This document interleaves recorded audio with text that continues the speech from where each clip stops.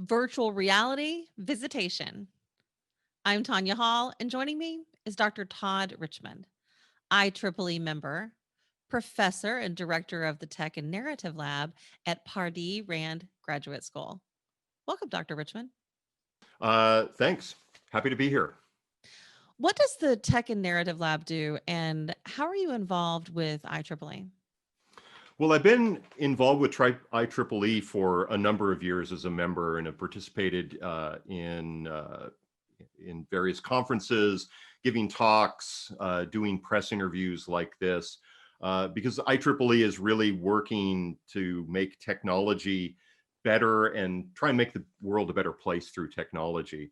What the Tech and Narrative Lab does, it's within the Pardee Rand Graduate School. Pardee Rand Graduate School is unique. It's the oldest and largest public policy PhD program in the country, started in 1970. And it's also unique in that the graduate school is housed within the nonprofit, nonpartisan RAND Corporation, as opposed to a traditional university. So the Tech and Narrative Lab started a couple of years ago, and it was around us revamping our PhD curriculum. And it's a focus on the intersection of emerging technology and policy, because what we're seeing is that technology is moving forward at breakneck pace and that policy is really lagging behind. So we need to think differently about how we make public policy, how we understand emerging technology, and then how we're going to move forward with the emerging technology in ways that are more thoughtful, more equitable, and more sustainable. The pandemic halted many of our in person interactions, but virtual reality based visiting systems have allowed us to visit sick family members restricted to COVID isolation wards. Tell us about that.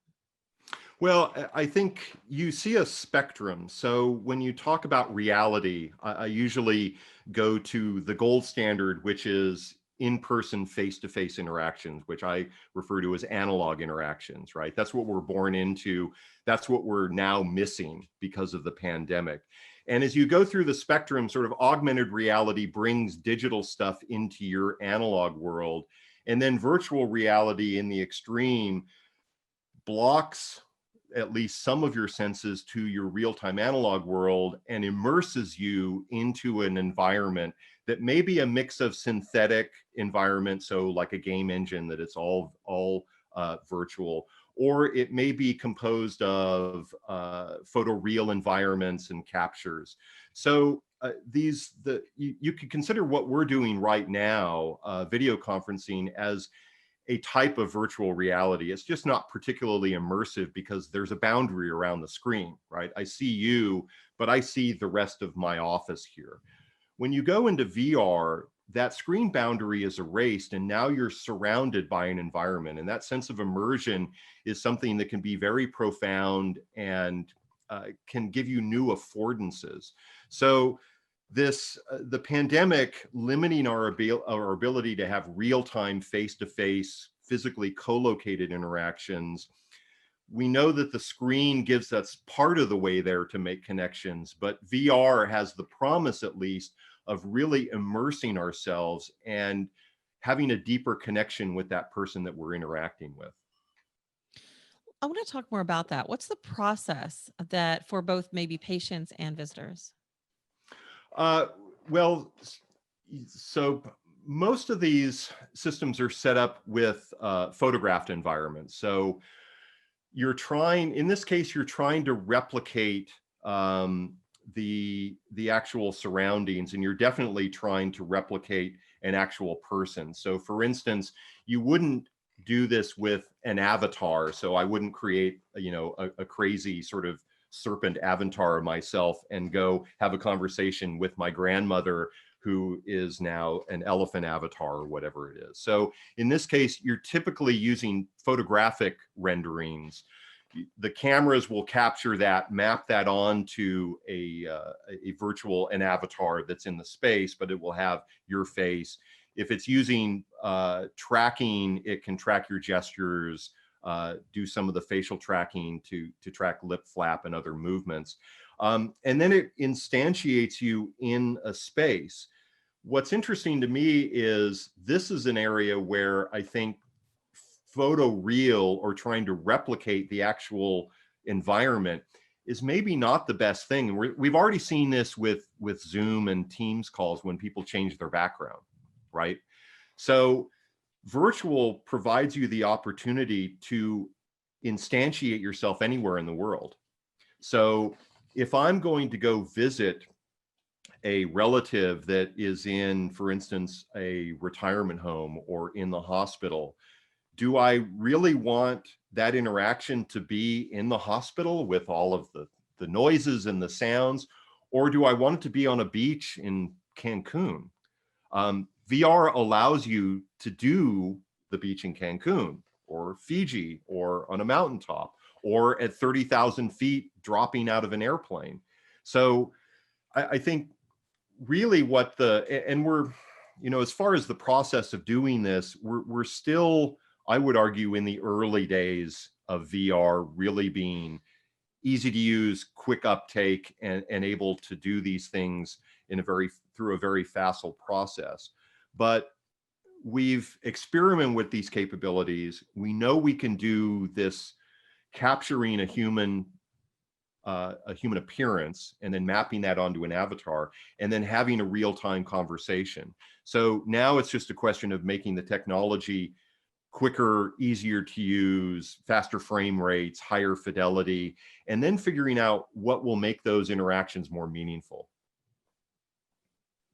How well have patients and visitors accepted the concept of virtual visitation in VR? Can you really make or even continue an emotional connection? Um, so there's that's an interesting question, and there's data that's on that, and it's mixed, right? So one issue that you have is a phenomenon known as the uncanny valley, which animators have known about for years. The uncanny valley is this idea that if you take an animated character and then you slowly make them more and more lifelike in their appearance, humans will have a stronger reaction and interaction with them right up until it gets creepy. And then all of a sudden it breaks it breaks the connection. So Polar Express was one of the canonical examples of this. Tom Hanks's character was just realistic enough to be kind of creepy and weird. And so that fell into the uncanny valley. The hope is, as we get towards higher and higher fidelity and better capture, that we will leap across the uncanny valley and that the VR interaction will be exactly the same, at least to most of our senses, as a real-time interaction between two humans. We're not there yet. And I think that whether or not somebody really engages with this and enjoys the interaction depends a lot on their expectations and depends on, how open they are, because it's not the same as sitting down in a room and sitting across the table from somebody. It's a different interaction. It's also different than a video conference. And in some ways, some people may prefer the video conference because it is a constrained experience. VR can actually be kind of sensory overload for a lot of people who are not hardcore gamers and are not used to this type of digital interaction. And older populations tend to fall into that category. Most grandmothers have not been in VR and they didn't grow up playing Call of Duty. So, you see generational differences in how effective this is and how engaging it can be. But I think, humans we do learn and we do adapt. And I think if people are open to it and they start to see the sort of inkling of, wow, this experience gives me something that I don't get through a flat computer screen, then you'll see more uptake and you'll see more engagement and it'll really start to take off. VR right now is in a little bit of a lull. It peaked 2016, 2017. It was really going gangbusters. And then it hit this reality. And part of that reality was driven by technology issues. Frame rates were slow. You were still wired. Room scale was really clunky, that you had issues. The fidelity was such that you were oftentimes in the uncanny valley. So that was a set of technical problems. But in some ways, those are easy to solve They're hard, but they're easy because we know what a right answer looks like, right? If if 20 frames per second is not good, then probably 60 frames per second or 90 frames per second or 120 frames per second. I have a target to shoot for. The other piece of this is, how do I make an engaging interaction in virtual reality? Because it's not analog real to real time interaction, and it's not bounded by a computer screen. That's something we don't know what a right answer looks like.